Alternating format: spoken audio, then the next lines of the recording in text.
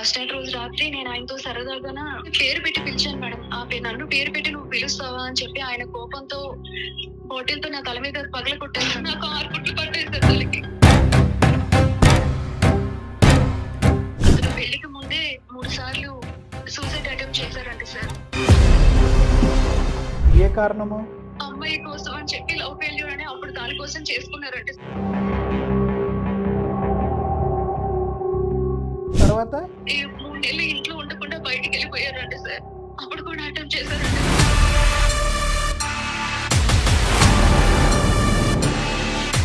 పెళ్ళైన తర్వాత కూడా 6 సార్లు ప్రయత్నించారు సార్. 6 సార్లా? అతను నన్ను కొట్టిన దెబ్బలకి నాకు అయిన గాయాలకి నేను ఎవరికి చెప్పుకోలేను సార్ అవి. అతను ఎందుకు అతన్ని హాని చేసుకుంటాడు అనేది మాకు అర్థం కావట్లేదు. పిచ్చివాడు లాంటి వాడు సార్. అందరి దగ్గర నేను ఒక రాక్షసిని, నేను అతన్ని సాధించేదానిలాగా నన్ను క్రియేట్ చేస్తున్నాడు సార్. ఒకసారి బ్లేడ్ తో చేయంతో కోసుకున్నాను సార్. అమ్మో, మొత్తం అన్ని వేరియేషన్స్ కవర్ అయిపోయినాయి. అంటే రోజు నేను బయటికి వెళ్ళిన తర్వాత నువ్వు చేసే పని ఇదేనా? నువ్వు అక్కడే ఉండు, నువ్వు వచ్చేసరికి ఇక్కడ నా సేవం చూస్తావు, సరేనా? నువ్వు ఆనే ఉండు. అబద్ధాలు చాలా చెప్తున్నా మీకు, నాకు అర్థమైంది. ఏంటంటే అబద్ధం చెప్తేనే ప్రాణం తీసుకుంటారా?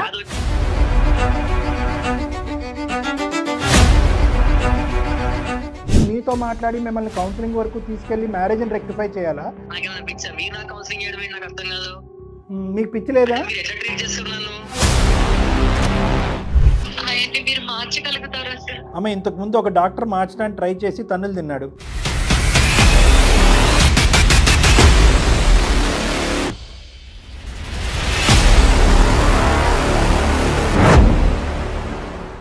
అందమైన జీవితం కార్యక్రమానికి స్వాగతం. నమస్తే కళ్యాణ్ గారు. నమస్తే జయ గారు. లావణ్య అని ఒక అమ్మాయి మెయిల్ చేసిందండి. ఇది వైఫ్ అండ్ హస్బెండ్ మధ్య ఇష్యూ. సాధారణంగా ఏ చిన్న చిన్న గొడవలు అవుతాయి, లేకపోతే కలుసుందామనో విడిపోవాలని అనుకుంటారు కదా. తనకి ఎటూ అర్థం కావట్లేదు. అసలు ఈ సమస్య ఏంటి? ఇలా కూడా మనుషులు ఉంటారా?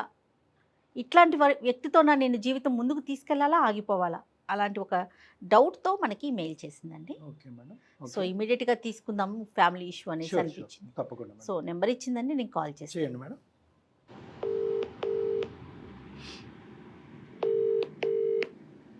నమస్తే అండి, లావణ్య గారా మాట్లాడేది?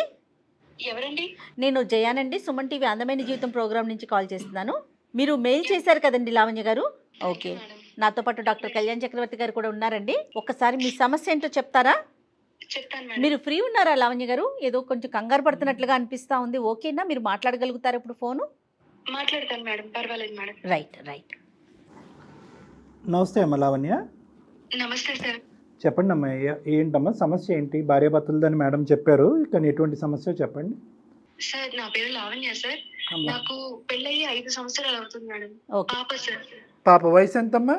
3.5 సంవత్సరాలు. నేను ఒక పూర్ ఫ్యామిలీ నుంచే వచ్చాను. నేను మా అమ్మగారు మాత్రమే మ్యామ్. నాన్నగారు చనిపోయారు. మీ వారేం చేస్తారండి? ఆయన రియల్ ఎస్టేట్ చేస్తారండి. ఓకే, అంటే మీది అరేంజ్డ్ మ్యారేజా? Arranged marriage madam. Right. So నాన్నగారు చనిపోయిన తర్వాత అమ్మ మీ పెళ్లి చేసిందమ్మా? అవును సార్. ఓకే. ఇతను రియల్ ఎస్టేట్ చేస్తూ ఉంటాడు. అదే సార్. నువ్వేమీ చెయ్యవు? నేనేమీ చేయను సార్. పెళ్లి కాకముందు నేను ట్యూషన్స్ అవి చెప్పుకునేదాన్ని సార్. పెళ్లి అయిన తర్వాత ఇంకేం లేదు సార్. మరి ఏంటమ్మా, వింటుంటే అన్ని బానే అనిపిస్తుంది, ఏంటి సమస్య? సార్, అంతా బానే ఉంటుంది అని నేను పెళ్లి చేసుకున్నాను సార్. కానీ పెళ్ళైన తర్వాతే నాకు అసలు విషయం తెలిసింది సార్. ఏమైందమ్మా పెళ్ళైన తర్వాత? కొంచెం గట్టిగా మాట్లాడు తల్లి, ఏమైంది? ఫస్ట్ నైట్ రోజు నుంచి ఆయన గురించి నాకు అర్థమైంది సార్. ఏమైంది? ధైర్యం తెచ్చుకుని చెప్పు. ఫస్ట్ నైట్ రోజు రాత్రి నేను ఆయనతో సరదాగా ఆయన పేరు పెట్టి పిలిచాను మేడం. నన్ను పేరు పెట్టి నువ్వు పిలుస్తావా అని చెప్పి ఆయన కోపంతో బాటిల్ తో నా తల మీద పగల కొట్టారు మేడం. ఫస్ట్ నైట్ రోజే ఈ సీన్ అమ్మా, బాటిల్ తో? అవును సార్. కానీ అది నేను బయటికి చెప్పుకోలేకపోయాను సార్. సరదాగా మాట్లాడదామన్నా కూడా ఆయన సరదాగా మాట్లాడారు సార్. కోపం, యాంగర్ ఇష్యూస్. ఇంతకు ముందు పెళ్లికి ముందు కాల్లో మాట్లాడినప్పుడు ఆయన నేనేమైనా మాట్లాడినా కూడా నేను సీరియస్ గా తీసుకున్నా ఏమన్నా ఆయన చాలా కోపంగా నువ్వెందుకు అలా మాట్లాడుతున్నావు, నువ్వేంటి అని చెప్పి కోపడేవారు. అంటే ఆయన కొంచెం రిజర్వ్డ్ గా ఉంటారేమో, ఇతనితో ఇలాగే మాట్లాడలేమో అనుకుని నేను సరదాగా కాకుండా నార్మల్ గా మాట్లాడేదాన్ని సార్. అక్కడైతే ప్రాబ్లం సాల్వ్ అయిందా పోనీ అలా మాట్లాడితే? అప్పుడు బానే ఉంది సార్. సార్. సరే అనుకుని పెద్దవాళ్ళు కూడా పెళ్లి చేసేసారు. అంతా బానే ఉంది సార్. కానీ పెళ్ళైన తర్వాత నుంచి ఆయన పరిస్థితి ఏంటో నాకు అర్థమైంది సార్. సో నువ్వు జోక్ చేయటమే తప్పనమాట అక్కడ. ప్రతి చిన్న విషయానికి కూడా ఆయన నాతో కోపడ్డమే సార్. కాదమ్మా, పెద్దలు కుదిర్చిన వివాహమే అన్నారు కదా మీరు. అవును మేడం. మరి ఇట్లా అంటే ప్రతిదానికి కోపం తెచ్చుకోవటం, ఈ విషయాలు ఎప్పుడైనా మీరు అమ్మ వాళ్ళతో ఎప్పుడైనా డిస్కస్ చేశారా? అమ్మతో కానీ అటు మీ అత్తయ్య వాళ్ళతో అమ్మ కానీ? వాళ్ళకి చెప్తే అమ్మ అన్నారు, మన పరిస్థితి బాగాలేదు, తనంతటా అతను వచ్చి నిన్ను చేసుకుంటానని చెప్పాడు, నీకు ఇప్పటికే ఇన్ని సంబంధాలు వచ్చి వెళ్ళిపోయాయి, అప్పుడే అమ్మ నన్ను సర్దుకుపోమనే చెప్పేవారు మేడం. నిజంగా అలా జరిగిందండి? బిఫోర్ దట్ అంటే పెళ్లికి ముందు మీకు అట్లా కొంచెం సంబంధాలు రాకపోవటం అట్లా ఏమైనా ఇబ్బంది పడ్డారా? సపోర్ట్ చేసే వాళ్ళంటూ ఎవరు లేరు మేడం. అమ్మ నేను మాత్రమే. ఫైనాన్షియల్గా అమ్మ ఏం చేసేవారమ్మా? అమ్మ చిన్న చిన్న పనులు చేస్తూ ఉండేవారు మేడం. నేనేమో కాలేజ్ టాపర్నే మేడం, ఇంటర్మీడియట్ లో. ఓ కానీ పరిస్థితి బాగుండక నేను ఇక చదువుకోలేక డిగ్రీ డిస్కంటిన్యూ చేస్తూ ట్యూషన్స్ చెప్పుకుంటూ ఉండేదాన్ని మేడం. అదేలే. అంటే ఇతనే చేసుకుంటానన్నాడా ఏంటి మిమ్మల్ని? చేసుకుంటానన్నారు మేడం. వాళ్ళ అమ్మగారు నాన్నగారు వచ్చి మనకి కట్నం ఇచ్చినా ఇవ్వకపోయినా పర్వాలేదు, మంచి అమ్మాయి అయితే చాలు అని చెప్పి వాళ్ళు పెళ్లి చేసుకున్నారు మేడం. సరదాగా మాట్లాడినా కోపం వస్తుంది, పేరు పెట్టి పిలిస్తే సరదాగా అది కూడా కోపం వస్తుంది. అసలు ఇంట్లో సరదా లేదు, సంతోషం లేదు, ఎలా మాట్లాడాలి అనేది మీరు ఆచితూచి మాట్లాడే పరిస్థితి. కానీ బాధ్యతలు తీసుకోవటం, ఇంటికి కావాల్సినటువంటి అవసరాలు, పాపకు కావాల్సినటువంటి అవసరాలు, మీకు కావాల్సిన అవసరాలు ఇలాంటివి ఉంటాయమ్మా? లేదు సార్. అంత రిజర్వ్డ్ సీరియస్గానే ఉంటుంది. అంతే సార్. అమ్మ మీ అత్తగారు ఏమంటారమ్మా? నన్నే సర్దుకుపోమన్నట్టు, నాదే తప్పన్నట్టే బయట అందరితో చెప్తూ ఉంటారు సార్. అతని కొడుకును మాత్రమే ఆమె సమర్థించుకుంటూ ఉంటారు. ఇరుగు పొరుగు వారిని అడిగిన దాన్ని బట్టి నాకు తెలిసిన విషయాలు ఏంటంటే, అతను పెళ్లికి ముందే 3 సార్లు సూసైడ్ అటెంప్ట్ చేశారంట సార్. అయ్యో, ఏ కారణము? అప్పుడు ఫస్ట్ సూసైడ్ అటెంప్ట్ ఏమో అమ్మాయి కోసం అని చెప్పి లవ్ ఫెయిల్యూర్ అని అప్పుడు దానికోసం చేసుకున్నారంట సార్. తర్వాత రెండవది కూడా వాళ్ళ ఫ్రెండ్స్ తో గొడవలు అయ్యి మధ్యలో అప్పుడు కూడా సూసైడ్ అటెంప్ట్ చేసుకున్నారంట సార్. మూడోది ఇంట్లో గొడవల కోసం అని చెప్పి ఆయన ఈ 3 నెలలు ఇంట్లో ఉండకుండా బయటికి వెళ్ళిపోయారంట సార్. అప్పుడు కూడా అటెంప్ట్ చేశారంట సార్. వాళ్ళ అమ్మ నాన్న అయితే చెప్పలేదు. చెప్పలేదు సార్. అంటే ఇరుగు పొరుగుకే 3 సూసైడ్ అటెంప్ట్లు తెలిసినాయి అంటే కనుక మనకు తెలియని సూసైడ్ అటెంప్ట్లు ఎన్ని ఉన్నాయో. తర్వాత మళ్ళీ పెళ్ళైన తర్వాత కూడా 6 సార్లు ప్రయత్నించారు సార్. 6 సార్లు? 5 సంవత్సరాలు మీ జీవితంలో, వివాహ జీవితంలో 6 సార్లు సూసైడ్ అటెంప్ట్ చేయటమా? అవును సార్. ఏంటమ్మా ఈ 6 సార్లు ఏంటి? ఇప్పుడు అతను కదా ప్రతిసారి నువ్వు తప్పుగా మాట్లాడేవని నిన్ను కొట్టడం తిట్టడం చేశాడు కదా, మళ్ళీ అతను హింసించుకోవటం ఏంటి? అతను నన్ను కొట్టిన దెబ్బలకి, నాకు అయిన గాయాలకి నేను ఎవరికి, అది నాకు మాత్రమే తెలుస్తుంది, నేను ఎవరికి చెప్పుకోలేను సార్ అవి. అతను ఎందుకు అతన్ని హాని చేసుకుంటాడు అనేది మాకు అర్థం కావట్లే. అతను ఒక పిచ్చివాడు లాంటి వాడు సార్. అందరి దగ్గర నేను ఒక రాక్షసిని, నేను అతన్ని సాధించేదానిలాగా నన్ను క్రియేట్ చేస్తున్నాడు సార్. ఇంత ఘోరంగా నా భార్య ప్రవర్తించిందని చెప్పడానికా? అంతే సార్. ఎందుకు నిన్ను బ్యాడ్ చేస్తే అతనికి ఏం వస్తుందమ్మా? ఇంత ఆస్తుంది, ఇంత బాగుంది నీ జీవితం, అయినా ఎందుకు అతన్ని సాధిస్తున్నావు అని చెప్పి అందరి చేత నన్ను ఒక మాట అనిపించడానికి అని చెప్పి. ఈ అటెంప్ట్లు అన్నింటిలో కూడా ఆల్మోస్ట్ ఇక్కడ ఒక 6 అక్కడ ఒక 3 మనకు తెలుసుండగా 9 లేదంటే 19 మనకు తెలీదు. ఇన్ని సందర్భాలు ఎలా బతికి బయటపడతాడమ్మా? అంటే అటెంప్ట్ చచ్చిపోయేంత వరకు తీసుకెళ్ళడా? అదే తెలుసుకుని మేము హాస్పిటల్ కూడా తీసుకెళ్లేవాళ్ళం సార్. సో ఏదన్నా కూడా పబ్లిక్ డెమాన్స్ట్రేషన్ అంతే. ఇదిగో నేను చచ్చిపోబోతున్నాను అనగానే మనం పరిగెట్టుకుని తీసుకెళ్ళి అతను కాపాడేస్తాం. కాబట్టి అటెంప్ట్ అయితే కనుక లెక్కలోకి వస్తుంది, కానీ చావు అయితే దగ్గర రాలే. ఒకసారి బ్లేడ్ తో చేయంతా కోసుకున్నారు సార్. అమ్మో, బ్లేడ్తో చేయి కోసుకున్నాడు. చేసుకున్నాను సార్. నేను చచ్చిపోతాను అని చెప్పి చేయంతా కోసుకున్నారు సార్. ఇంకొకసారి బాటిల్ తీసి తన నెత్తి పగలు కొట్టుకున్నారు సార్. బాటిల్తో తన పగలు కొట్టుకున్నాడు. ఓకే. అడిగినందుకు నన్ను కూడా కొట్టారు సార్. నాకు 6 కుట్లు పట్టాయి సార్ తలకి. అదే నేను ఏంటంటే ఇంకా ఈ సూసైడ్ అటెంప్ట్లో ఇంకేమైనా కొత్త వేరియేషన్స్ చెప్తావా? మొత్తం అన్ని వేరియేషన్స్ కవర్ అయిపోయినాయి. ఇక కోసుకోవటం, బాటిల్తో తల కొట్టుకోవటం, పాయిజన్ కూడా తీసుకున్నారు సార్ ఒకసారి. పాయిజన్ అంటే అతను నిజంగా చనిపోవాలనేనా, లేకపోతే మిమ్మల్ని ఏమైనా బెదిరించాలని అలా చేస్తున్నాడా? మమ్మల్ని బెదిరించి సాధించడానికి మేడం.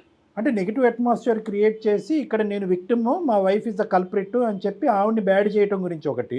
ఓకే. ఆవిడ్ని బ్యాడ్ చేయటం ద్వారా నలుగురు నోట్లలో ఈ అమ్మాయి పేరు నాంతది కదా మేడం. అమ్మాయి ఇలాగంటే అతను మంచోడు అంట కదా అని చెప్పి ప్రాణం పోతుందిగా మరి. అంతవరకు తెచ్చుకోరు మేడం వీళ్ళు. ఏంటంటే క్రానిక్ సూసైడ్ అటెంప్ట్స్ అంటే మనం ఆత్మహత్య చేసుకునేటటువంటి వాళ్ళందరిని కూడా ఎవరైతే కనుక అటువంటి ప్రయత్నం చేశారో వాళ్ళందరూ కూడా నాటకీయంగా చేస్తారు, అటెన్షన్ డ్రా చేయడం గురించి చేస్తారు, నలుగురు కళ్ళల్లోకి కనిపించేటటువంటి విధంగా చేస్తారని చెప్పి అవమానకరంగా మాట్లాడే ఉద్దేశం మంది కాదమ్మా.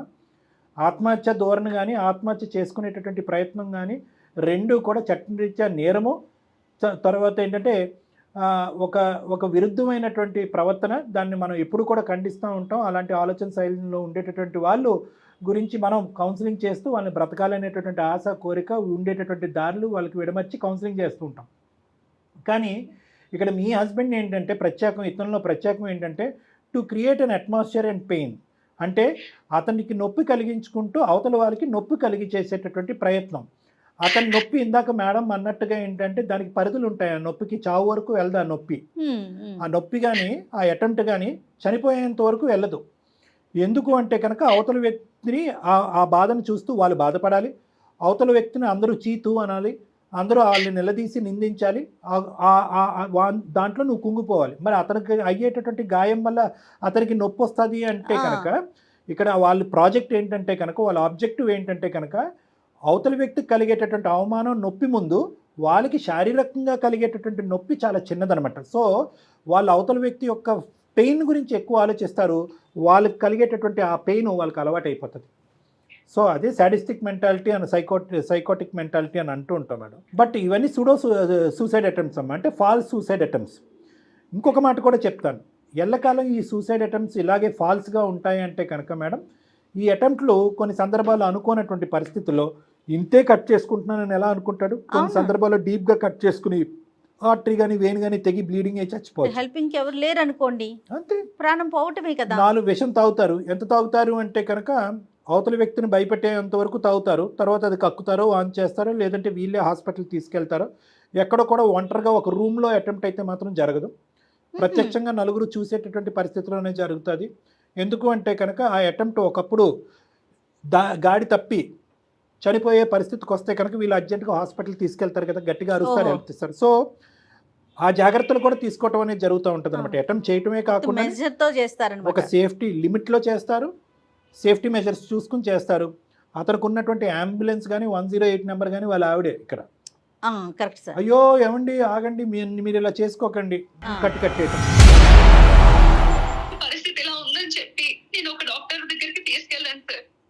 ఇతను ఎందుకు ఇలా ప్రవర్తిస్తున్నారు ఒకసారి తెలుసుకుందామని డాక్టర్ గారికి చూపిద్దామని తీసుకెళ్తే కొట్టారు సార్ ఆయన్ని. నేనేం పిచ్చివాడిని కాదు, నేను చాలా బాగున్నాను, మీరు ఎందుకు నన్ను ఇలా చేస్తున్నారని చెప్పి ఆయన మీద కూడా ఆయన చేసుకున్నారు సార్. మా ఇద్దరి ఈ గొడవల వల్ల పాప భయపడిపోతుంది సార్. న్యాచురల్లీ అమ్మా, న్యాచురల్లీ. నీ ఓపిక మేము మెచ్చుకోవాలా, లేదంటే ఆ చంటిబిడ్డకి భయంకరమైన వాతావరణం చూపెడుతూ ఆ అమ్మాయి కూడా ఇదే పరిస్థితిలో రేపు పొద్దున అదే నడవడిక అంటే అమ్మ నాకు ఇది ఇవ్వమ్మా అంటే నేను ఇవ్వను, అయితే నేను కోసుకుంటాను, అమ్మ నాకు ఇలా చెయ్యమ్మా నేను చెయ్యను, అయితే నేను ఇక్కడి నుంచి దుంకేస్తాను అనేటటువంటి మాట రేపొద్దున నీ కూతురు కూడా మాట్లాడినా కూడా మనం ఆశ్చర్యపడక్కర్లేదమ్మా. సరే పరిస్థితి వల్ల నేను నా పాప ఏమైపోలే అర్థం కావట్లేదు సార్ అతని వల్ల. 1కి 100 సార్లు అన్నం ఉడికిందో లేదో ఒక మెతుకు తింటే చాలు. ఈ వ్యక్తి మంచోడా శాడిస్టా అనేటటువంటిది మనకు అర్థం అవుతుంది. సైకోటిక్. నిజంగా అతన్ని చూసి మన సానుభూతి పడక్కర్లేదు కానీ మిమ్మల్ని చూసి మనం బాధపడాలి. కానీ అతనికి అర్జెంటుగా ట్రీట్మెంట్ కావాలి. ట్రీట్మెంట్ దగ్గర తీసుకెళ్తే అతను మనుషులను కొడుతున్నాడు, డాక్టర్లను కొడుతున్నాడు. సో అటువంటి వ్యక్తికి ఏం చెయ్యాలి? ఒక 6వ తరగతో 5వ తరగతి పిల్లోడిని అడిగినా కూడా అదే చెప్తాడు. మనిషిని మార్చాలని మీరు ఎందుకు అనుకుంటున్నారు బయటకు వాకౌట్ అవ్వకుండా? ఇక్కడ కేవలం మీరు పక్కన ఉండటం వల్ల మీ ప్రాణాలకి హాని అనేటటువంటి అంశం ఒకటే కాకుండాని మిమ్మల్ని నియంత్రించాలనో మిమ్మల్ని కట్టుదిట్టం చేయాలనేటటువంటి ఉద్దేశంతో అతను చేసేటటువంటి ఒక పనికిరాని అటెంప్ట్ నిజమైనటువంటి అటెంప్ట్ అవుతే కనుక అతని ప్రాణాలు కూడా పోతాయి. డిసార్డర్ మేడం, సైకోపాథ్స్ అంటారు, ఇందులో అనుమానం లేదు. మనిషిని మాట్లాడక్కర్లేకుండా చూడక్కర్లేకుండా గుండెల మీద చేసుకుని డయాగ్నోసిస్ చెప్తాను, ఆ కెపాసిటీ నాకు ఉంది. కానీ నేను మిమ్మల్ని అడుగుతున్నానమ్మా, మీరు ఏం కోరుకుంటున్నారు? ఎందుకు మా వరకే ఎందుకు వచ్చారు? ఏం కావాలి మీకు? సార్ నేను ఒక తండ్రి లేని పిల్లని సార్. తండ్రి లేకుండా జీవితం ఎలా ఉంటుందో నాకు తెలుసు సార్. అలాంటి జీవితం నా కూతురు పోతుంది సార్. అదా కాన్సెప్ట్. అయితే నేను చాలా చక్కగా చెప్తాను, విను అమ్మా. ఈరోజు మీ తండ్రి లేకపోవటం అనేది ఒక దురదృష్టకరమైనటువంటి పరిస్థితి. ఒక దేవుడిలాగా చూసేటటువంటి ఒక తండ్రి భగవంతుడు మీ దగ్గర నుంచి పట్టుకెళ్ళిపోవటం అనేటటువంటిది ఒక చాలా బాధాకరమైనటువంటి పరిస్థితి. మీ మధ్యరాత్రుల్లో మిమ్మల్ని నిద్ర లేపి అడిగినా కూడా మీ తండ్రి ఎలాంటి వాడు అంటే కనుక నువ్వు గొప్పగా వర్ణిస్తావు. మధ్యరాత్రుల్లో నీ కూతురుని లేపి మీ నాన్న ఎలాంటి వాడు అని నువ్వు అడుగు. ఆ తండ్రికి ఈ తండ్రికి పోల్చొద్దమ్మా. అర్థమైందా? ఆ తండ్రి నీకు లేకపోవటం అనేటటువంటిది నీ దురదృష్టం. ఈ తండ్రి ఈ అమ్మాయి నీ బిడ్డకి చూపెట్టకపోవటం అనేది రానున్న రోజుల్లో నువ్వు చేసుకోబోయే అదృష్టం. ఎందుకంటే పచ్చిగా నేనేం చెప్పను. ఆడపిల్లండి, నాలాంటి ఆడపిల్ల అంటే నీ జీవితానికి నీ బిడ్డ జీవితానికి ముడిపెట్టదు. కంపేర్ చేసుకోకండి. ఆ తండ్రి లేకపోవటం వేరో, ఈ తండ్రి ఉన్నా కూడా చాలా భయంకరమైన పరిస్థితులు ఉంటాయి మీకు రానున్న రోజుల్లో. ఊహించుకోనటువంటి పరిస్థితులు ఉంటాయి. మీరు మార్చగలుగుతారా సార్? తన అమ్మా, ఉద్దేశం ఇంతకు ఏంటంటే ముందు- మీ ట్రీట్మెంట్ ద్వారా. అమ్మ, ఇంతకుముందు ఒక డాక్టర్ మార్చడానికి ట్రై చేసి తన్నులు తిన్నాడు. పేషెంట్ తనకు తానుగా నాకు ప్రాబ్లం ఉందని వస్తున్నాడా, లేదంటే బలవంతంగా ఎవరన్నా తీసుకొస్తున్నారా? Okay, number 1. Okay sir. ఇక్కడ క్లియర్ కట్గా లావణ్య తీసుకొస్తే అతను వస్తాడు, లేదంటే అతను రాడు. అది కూడా కష్టమేనేమో. అది కూడా కష్టమేనమ్మా. Right sir. నెంబర్ 1. నెంబర్ 2 ఏంటంటే, నా ప్రవర్తన వల్ల నలుగురు ఇబ్బంది పడ్డారు, నా ప్రవర్తన నాకే సిగ్గుచేటుగా ఉంది, నేను మారాలి అనేటటువంటి దృక్పథంతో వచ్చేటటువంటిది 2.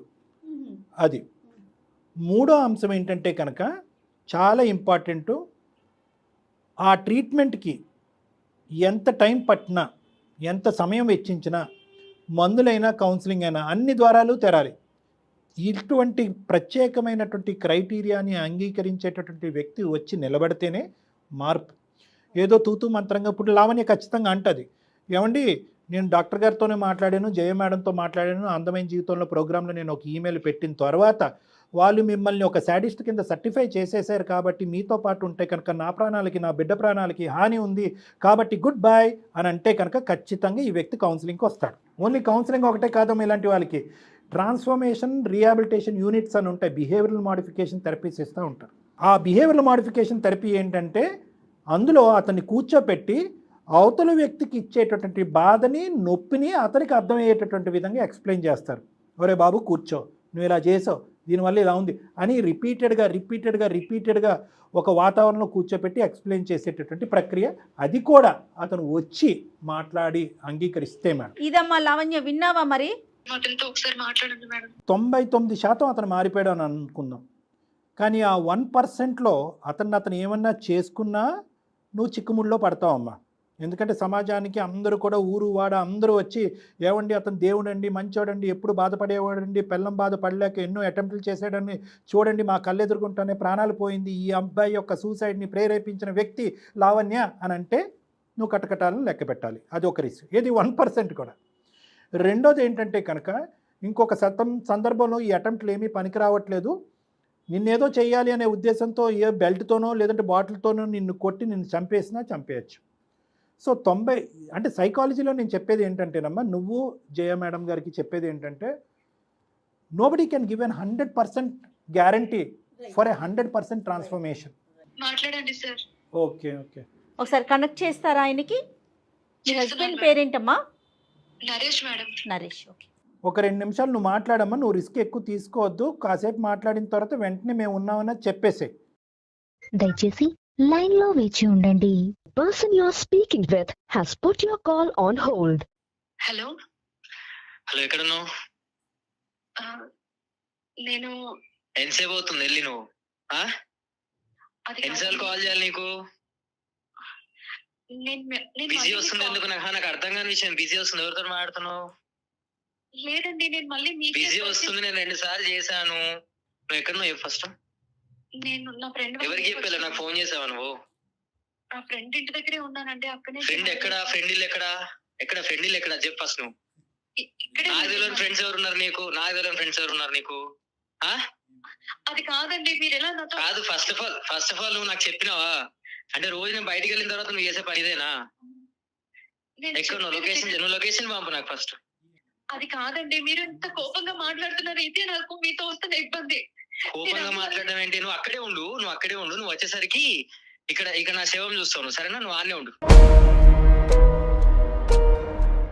అది కాదండి, నువ్వు ఆనే ఉండు. ఎట్లాగో పోయినావు కదా చెప్పకుండా, నువ్వు ఆనే ఉండు. మీరు ఎలా చేస్తున్నారని నేను అందమైన జీవితానికి నేను వెళ్ళానండి. నాకు చెప్పుకుంటున్నారండి నా బాధ. మీరు అసలు ఎవరు ఫ్రెండ్ అన్నావు? ఇప్పుడే ఫ్రెండ్ అన్నావు, మళ్ళీ చెప్పుకుంటున్నా అంటున్నావు. ఎవరికి చెప్పుకుంటున్నావు? నరేష్ గారు నమస్తే అండి. నా పేరు డాక్టర్ కళ్యాణ్ చక్రవర్తి, అందమైన జీవితం నుంచి. నేను జయ గారు ఉన్నారు. అంటే మీ మిస్సెస్ మాకు ఒక ఈమెయిల్ పంపించడం వల్ల మీరు మీరు డాక్టర్ అని చెప్పేసి అని అంటున్నారు కదా, మరి ఈ అబద్ధాలు ఆడటం ఎందుకు? ఫస్ట్ ఆఫ్ ఆల్ నా ఫ్యామిలీ విషయం గురించి మీరు ఎందుకు మాట్లాడాలి? ఇక్కడ ప్రాణాలు అనేటటువంటి అంశం వల్ల మేము ఇన్వాల్వ్ అయ్యాం. రిస్క్ అనేది ఉంది కాబట్టి మేము ఇన్వాల్వ్ అయ్యాం మీరు ఇక్కడ.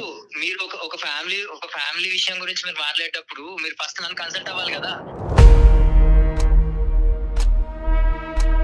అదే ఇప్పుడు ఇప్పుడు కన్సల్ట్ మెయిల్ పంపించింది అన్నారు. నాకు ఇప్పుడు అబద్ధం ఇప్పుడు చెప్పిందా? కన్సల్ట్ అవుతున్నాం కదా ఏమన్నది? నరేష్ గారు. ఒక్క నిమిషం ఆగండి. మీరు కొద్దిగా ఓర్పు తెచ్చుకోండి. ఒక 2 నిమిషాలు వినండి. మీతో మాట్లాడి మిమ్మల్ని కౌన్సిలింగ్ వరకు తీసుకెళ్లి మ్యారేజ్ని రెక్టిఫై చేయాలా? లేదు ఆ అసలు విధంగా మీరు కాదు, నాకు అర్థం వినండి కాదు. నరేష్ గారు. కౌన్సిలింగ్ ఇవ్వడం ఏంటి? ఇక్కడ మ్యాటర్ ఏంటి? కౌన్సిలింగ్ ఇవ్వడం ఏంటి? నాకు కౌన్సిలింగ్ ఇవ్వడానికి మీకెవరు? కాదు నేనెవరు అనేది కాదండి. ఇప్పుడు ఆ అమ్మాయి పెళ్లి కాపాడాలి అనేటటువంటి ఉద్దేశంతో మా దగ్గరికి వచ్చింది కాబట్టి కౌన్సిలింగ్ ఇవ్వటానికి, మీకనేది కాదు, ఇద్దరికీ కూడా కౌన్సిలింగ్ ఇవ్వడానికి ఏమైనా అవకాశం ఉందా అనే ఉద్దేశంతో మీకు కాంటాక్ట్ చేయడం జరిగింది.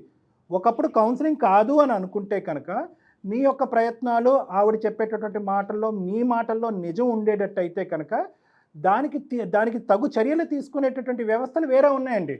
దానికి డాక్టర్లు అక్కర్లేదు. ఎక్కడికి వెళ్ళావు, ఎందుకు వెళ్ళావు, లొకేషన్ పెట్టు, నేను అక్కడికి వచ్చి నా ప్రాణాలు తీసుకుంటాను, లేదంటే నీ ప్రాణాలు తీస్తాను అనేటటువంటి మీ భాష వాక్చాతుర్యం ఏదుందో దాన్ని బట్టి ఆ అమ్మాయి ఇప్పటి వరకు మా వరకు తీసుకొచ్చినటువంటి అంశాలు నిజమని మేము అనుకోవాలి. అందు గురించే మేము ఏమనుకుంటున్నాం అంటే లేలే అందు గురించే కదండి, అందు గురించే ఒక్క నిమిషం వినండి నరేష్ గారు. అందు గురించే నేను మీకు మర్యాద ఇచ్చి మాట్లాడుతున్నాను. మీరు కూడా ఒక 2 నిమిషాలు ఓపిక్గా మేము చెప్పేది వినండి. మీరు ఎందుకు ఇలా ప్రవర్తిస్తున్నారో, ఆ అమ్మాయి XYZ పరిస్థితుల్లో మీరు ప్రవర్తిస్తున్నారు అని అంటుంది. ఆ అమ్మాయి చెప్పేటటువంటి మాటలు కూడా మేము ఏం నమ్మట్లేదు. అందుకే ఒక క్లారిటీ తీసుకోవడానికి, ఒక క్లారిఫికేషన్ గురించి మీకు ఫోన్ చేసాం మేము. ఎలా నమ్ముతారు అంటున్నా. 2 నిమిషాలు అన్నారు కదా, 2 నిమిషాలు మాట్లాడండి. మాట్లాడినాక నేను చెప్తా ఏంటిది అనేది. మేము మాట్లాడటంటే ఆవిడ 2 అంశాలు చెప్పిందండి. కట్టే కొట్టే తెచ్చే, చాలా సింపుల్. మా ఆయన ఎదుర్కొంటా నవ్వలేము, మాకు కావాల్సినటువంటి విధంగా అసలే ఉండలేము, ఇంట్లో ఒక మాట ఉండదు, ఒక మంచి ఉండదు. పెళ్ళైనటువంటి మొదటి రాత్రే బాటిల్ తీసి నన్ను ఎత్తి పగలగొట్టాడు. ఆ తర్వాత కాస్త పార్ట్ 2 ఆఫ్ ద సినిమా మొదలైంది.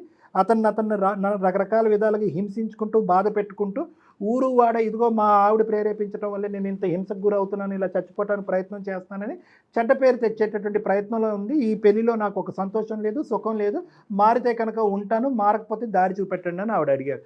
ఇదంతా కాదు. ఫస్ట్ మీరు ఇందాక నేను మాట్లాడుతున్నప్పుడు విన్నా, నేను కౌన్సిలింగ్ ఇవ్వాలి అంటున్నారు. మీరెవరు నాకు కౌన్సిలింగ్ ఇవ్వడానికి? ఫస్ట్ ఆఫ్ ఆల్ ఇదంతా కాదులే కానీ ఆమె పక్కనే ఉన్నదా? ఆ పక్కన ఉంటే ఆమెకు చెప్పేసేయండి. ఆమె వచ్చే లోపల ఈ కత్తి తీసుకొని నేను కట్ చేసేసుకుంటాను. మా చుట్టాలు కూడా చాలా మంది వచ్చేస్తారు. ఆమె వచ్చేసరికి అక్కడికి వచ్చేస్తారు. అబద్ధాలు చాలా చెప్తుంది ఆమె, మీకు నాకు అర్థమైంది. ఏంటంటే అబద్ధం చెప్తేనే ప్రాణం తీసుకుంటారా? వచ్చిన తర్వాత మాట్లాడతాను. ఇప్పుడు అది అక్కడ ఉంది కదా రాని, అది వచ్చిన తర్వాత అది వచ్చే లోపల ఇక్కడ చుట్టాలందరూ వచ్చేస్తారు, చుట్టుపక్కల వాళ్ళు అందరూ వచ్చి కూర్చుంటారు. అక్కడ కట్ చేసుకుంటా, ఇక్కడ పక్కకి పెట్టిన, ఇంతకు ముందే పెట్టినా, తీసి కట్ చేసుకుంటా, నీకు అప్పుడు అర్థమవుతుంది. మిమ్మల్ని కట్ చేసుకుంటారా? నేను కట్ చేసుకుంటాను. ఇప్పుడు ఇంత దూరం అయిన తర్వాత ఇంకా నేను ఎందుకు అక్కడ? నాకేమైనా పిచ్చా? మీరు నాకు కౌన్సిలింగ్ చేయడం ఏంటి? నాకు అర్థం కాదు. మీకు పిచ్చి లేదా? మీరు ఎట్లా ట్రీట్ చేస్తారు నన్ను? కాదు, అసలు మీకు ఏ ప్రాబ్లం లేదా? నాకేం ప్రాబ్లం ఉంది అసలు? నాకు అర్థం కాదు. ఫస్ట్ ఆఫ్ ఆల్ అసలు ప్రాబ్లం ఏంటి? అంతా కాదులే కానీ పని చేస్తా. ఇంతకుముందు చెప్పినా కదా, మీరు ఇట్లనే మాట్లాడుతూ ఉండరు, కాల్ కట్ అవుతుంది మధ్యలో. నా ఫోన్ కూడా వాళ్ళ కొడతా నేను. మీకు ఆయనతో ఇన్ఫర్మేషన్ ఉండదు, ఆమె ఆనే ఉండవని. ఆమె వచ్చేసరికి చుట్టుపక్కల వాళ్ళు అందరూ వస్తారు, మీకు అప్పుడు అర్థమవుతుంది. 5 నిమిషాలలో మీకు రాకపోతే నేను చచ్చిపోతా. వచ్చిన తర్వాత కూర్చొని ఏడ్చుకోమని చెప్పండి. కాదు 5 నిమిషాలు ఏంటండి, 10 నిమిషాలు కూడా ఎవరా? ఆవిడ ఎక్కడుందో తెలియకుండా ఆవిడ రాకముందే మీరు అనవసరం. హలో హలో హలో ఏంటి కళ్యాణ్ గారు, ఏంటి ఇంత విచిత్రంగా ఉన్నాడేంటి ఇతను? ఆయన మాటలు చూస్తున్నారు కదా సార్, ఇలాగే ఉంటుంది సార్. అమ్మ ఇలాగే ఉంటుంది అన్నది, కూడా వినడం లేదు సార్. అమ్మ ఇలాగే ఉంటుంది అన్నది నువ్వు మాకు కళ్ళకు కట్టినట్టు చెప్పావు. పరిస్థితులు ఎలా ఉండబోతున్నాయి అనేటటువంటిది మేము కూడా వివరించాము. అయినా కానీ అతనితో మాట్లాడి సోకాల్డ్ కౌన్సిలింగ్ చేసి ఆ వ్యక్తిని దేవుడి కింద మార్చేయండి అని అన్నావు. అవ్వదు అని నేను అప్పుడే చెప్పాను. కానీ ఒకసారి ట్రై చేయండి అని అన్నావు. అయితే కౌన్సిలింగ్ అనేటటువంటిది ఎవరికన్నా ఇవ్వాలి అంటే కనుక ఫస్ట్ నీకు ఇవ్వాలి. ఈ శాడిస్ట్ ముందు నువ్వేంటంటే పెళ్ళి, బంధం, కూతురు భవిష్యత్తు అని చెప్పి నువ్వు నరకయాతను అనుభవిస్తున్నావు. ఆ బిడ్డకు కూడా తన భవిష్యత్తుని అంధకారం చేసేస్తున్నావు. నీకు కావాలి కౌన్సిలింగ్. ఎందుకమ్మా అంత బలహీనత? లోకం ఏమనుకుంటారు, ఊరు వాళ్ళు ఏమనుకుంటారు, లోకం ఏమన్నా అనుకుని నువ్వే శాడిస్ట్, నీ వల్లే అతను ఆత్మహత్య చేసుకుంటున్నాడని అనుకొని నీ ప్రాణాలు కాపాడుకో తల్లి, పిల్ల జీవితం భవిష్యత్తు కాపాడుకో, నీకు కౌన్సిలింగ్ కావాలి. ఇది ఒక వ్యక్తిత్వపరమైనటువంటి శాడిజము, ఇది ఒక వ్యక్తిపరమైనటువంటి సైకోపాథిజము. సో ఇది ఒక వ్యక్తిత్వపరమైనటువంటి భయంకరమైనటువంటి ఒక లోపం. సో కాబట్టి ఇలాంటి వాళ్ళకి ట్రీట్మెంట్ ఇవ్వటం కానీ, వాళ్ళు నడుచుకుని వచ్చి ట్రీట్మెంట్ తీసుకోవటం కానీ చాలా రేరు, చాలా కష్టం కూడా. ఇందాక నేను చెప్పాను కదా, అతను మన ఇందాక నేను ఇంకోటి కూడా అన్నారు, ఈ అమ్మాయి వాకౌట్ అయిపోతుంది అనేటటువంటి ఆలోచన అతనికి చెప్తే కనుక బహుశా మన వరకు వస్తాడేమో అని చెప్పి అతను ఈరోజు ఆ అవకాశాన్ని కూడా ఇవ్వలేదు మాకు. ఫోన్ కట్ చేసాడు, వెళ్ళిపోయాడు. అది ఇవ్వాలని కూడా నేను అనుకోలేదమ్మా. ఎందుకంటే కనుక నువ్వేదో వెళ్ళిపోతావు అని చెప్పి అతనికి గన్ను పెట్టి అతని నా కౌన్సిలింగ్ తీసుకొచ్చి మార్చి మళ్ళీ మీ ఇంట్లో పెడితే కనుక, అదిగో నువ్వు అలా థ్రెట్ చేయటం వల్ల నేను కౌన్సిలింగ్కి వెళ్ళాను, ఇదివరకు 1% శాడిజమే, ఇప్పుడు నీకు 100% చూపెడతానని డబుల్ ట్రబుల్ చూపెడతాడు. నేను జయ మేడం నీ తరపున నిలబడతాం, నీకు కావాల్సినటువంటి హెల్ప్ చేస్తాం, అన్ని విధాలుగా నీకు సపోర్ట్ చేస్తాం, మేము ఉన్నాం అనేటటువంటి నమ్మకంతో ధైర్యంగా నువ్వు ముందడుగంటే కనుక మళ్ళీ ఆ ఇంట్లో కాదు, ఆ ఇంటి బయటికి. సో నువ్వు ఒక అడుగయ్యి, దానికి సపోర్ట్ మేము ఉంటాము. నలుగురు సపోర్ట్ నీకు అక్కర్లేదు. నువ్వు పడినటువంటి అవమానాలు, నువ్వు పడినటువంటి బాధలు చాలు. అవి సెట్ ఎగ్జాంపుల్స్. ఇంకా ఎగ్జాంపుల్స్ వర్ణించుకుంటూ మారుతాడేమో అనేటటువంటి ఆశ కోరిక వదిలేసాయి. ఒక డాక్టర్ని కొట్టాడు, ఇంకో మమ్మల్ని కూడా ఈరోజు అవమానకరంగా మాట్లాడాడు. అటువంటి మనిషిని మార్చడం అనేటటువంటిది చాలా కష్టం. ఒక్క ఆఖరి మాటగా మీ మదర్కి చెప్పు, రెండోది 5 నిమిషాల్లో రాకపోతే కనుక నేనేదో చేసుకుంటా అన్నాడు కదా, ఇప్పుడు నువ్వు ఒంటరిగా నువ్వు వెళ్ళకు, ఒక అంబులెన్స్తో పాటు వెళ్ళాలి. అతన్ని ఏదన్నా నెక్స్ట్ జరగవలసినటువంటి ఏదైనా కార్యక్రమం పంచాయతీ ఉంటే కనుక అది పోలీస్ స్టేషన్లోనే జరగాలి. అక్కడ ఆ పోలీస్ స్టేషన్లో నువ్వు ఎటువంటి కేసెస్ ఫైల్ చేయాలి అనేటటువంటి లీగల్ సపోర్ట్ని మీకు ఇస్తాము. దాంతోపాటు లేదు ఇతని పరిస్థితి బాగాలేదు, ఏదైనా ఒక సైకాట్రిక్ రిహాబిలిటేషన్ సెంటర్కి వెళ్ళాలి అంటే, అతను ఆ పెళ్లిలో నువ్వు ఉండమని కాదు నేను అనేది, వెళ్ళాలి అంటే కనుక ఆ నిర్ణయం పోలీస్ స్టేషన్లోనూ ఆ అంబులెన్స్ వాళ్ళు తీసుకుని ఆ చర్య అనేటటువంటిది ఆ దిక్కును వాళ్ళు వెళ్తారు. కానీ నేను నీకు చెప్పేది ఏంటంటే కనుక, ఈ నెక్స్ట్ జరగబోయేటటువంటి స్టెప్స్లో మేము మీ తోడుంటాము. కానీ అతను ఒక స్టెప్ ముందుకు వచ్చి నేను మారిపోతాను లావణ్య నమ్మబలికినా కూడా దయచేసి ఆ ఉచ్చులో మళ్ళీ ఇరుక్కోవద్దు. మీ వల్ల ఎంతో మంది మారారు సార్, ఇతను కూడా అదే విధంగా మారతాడన్న ఆ చిన్న ఆశతో వచ్చాను సార్. అమ్మ ఇక్కడ మార్పు అనేది 2 మార్పులు అమ్మ. ఒక మార్పు ఏంటంటే నీలో మార్పు, అతనిలో మార్పు అని నువ్వు అంటున్నాం. కానీ మేము చేసినటువంటిది ఏంటంటే అందమైన జీవితం ఏదో ఒక మార్పు తీసుకొస్తుంది. నేను కానీ జయ మేడం కానీ ఇందులో మేము తీసుకొచ్చినటువంటి మార్పు ఏంటంటే నీకు ఒక రియలైజేషన్. మనం ఈరోజు చేసుకున్న ఒక అదృష్టం ఏదన్నా ఉంది అంటే కనుక, అతను తూతూ మంత్రంగా నేను మారిపోతాను సార్ మీ దగ్గరకు వస్తానంటే కనుక నువ్వు తుర్రుమని మళ్ళీ అక్కడికి వెళ్ళి ఉండేదానివి. మళ్ళీ ఈ కథ అంతా మళ్ళీ రీవైండ్ లాగా చక్రంలా తిరిగేది. మనం ఈరోజు చేసుకున్న పుణ్య కార్యక్రమం, నువ్వు చేసుకున్న పుణ్య కార్యక్రమం ఏంటంటే ఆ 10 నిమిషాల్లో అతను ఒరిజినాలిటీ అంతా కూడా బయటపడింది. కాబట్టి అతను అస్సలు అంటే కనుక ఒక మ్యారేజ్ కానీ, ఒక తండ్రి పాత్రలో కానీ, ఒక భర్త పాత్రలో కానీ హీఈస్ నాట్ ఎలిజిబుల్ పర్సన్, ఒక సూటబుల్ పర్సన్ కాదు అనేది మనకు తేలిపోయింది. సమాజం మొత్తం అంతా కూడా అతను కరెక్ట్ అన్నా కూడా నేను జయ మేడం వచ్చి అతను నాట్ కరెక్ట్ అని చెప్పి పోలీస్ స్టేషన్కి అయితే పోలీస్ స్టేషన్, కోర్టుకి అయితే కనుక కోర్టుకు వచ్చి చెప్తాము. కాబట్టి నువ్వు రియలైజ్ అవ్వు, ఆ మార్పులు నీలో వచ్చేటటువంటి విధంగా నువ్వు నీ బిడ్డ నీ జీవితాలు కాపాడుకోండి. Right, okay, will be in touch అమ్మా. Thank you. ఇమీడియట్గా ఇంకా అంతే అతనితో చాలా నో కాంప్రమైజ్ మేడం. ఎందుకంటే కనుక అతను ఒరిజినాలిటీ అనేటటువంటిది ఇప్పుడు వరకు చాలా జాగ్రత్తగా, అందరు ప్రేక్షకులకు అందరూ కూడా అర్థం అవ్వాలి, ఒరిజినాలిటీ అనేటటువంటిది ఇప్పుడు వరకు చాలా జాగ్రత్తగా కాపాడుకుంటున్నాడు. ఫస్ట్ టైం ఒక కాన్ఫరెన్స్ కాల్లో అతను అసలు సిసలైనటువంటి రంగు ఒక మూడో వ్యక్తులైనటువంటి మనం విన్న తర్వాత అతని ఈగో ఇంకా డ్యామేజ్ అవుతుంది. అతని విశ్వరూపం ఇంకో లెవెల్కి వెళ్తుంది. అరే ఇప్పటి వరకు ఎవరు నన్ను చెడ్డగా మాట్లాడలేదు, ఈరోజు 2 వ్యక్తులు నా గురించి చెడ్డగా మాట్లాడారు అనేటటువంటి పౌరుషం, కోపంతో ఈరోజు ఆ అమ్మాయి మీద కానీ ఆ బిడ్డ మీద కానీ ఏమైనా అఘాయిత్యానికి పాల్పడే అవకాశం ఉంది. కాబట్టి ఈరోజు పోలీసు అంబులెన్స్ అని నేను అంటున్నాను. అవునండి, డెఫినెట్గా మనం మళ్ళీ ఈ కాల్ కట్ అయిపోయినాక తనకి ఎలా వెళ్ళాలి ఏంటనేది గైడ్ చేద్దాం డాక్టర్ గారు. నమస్తే. Thank you.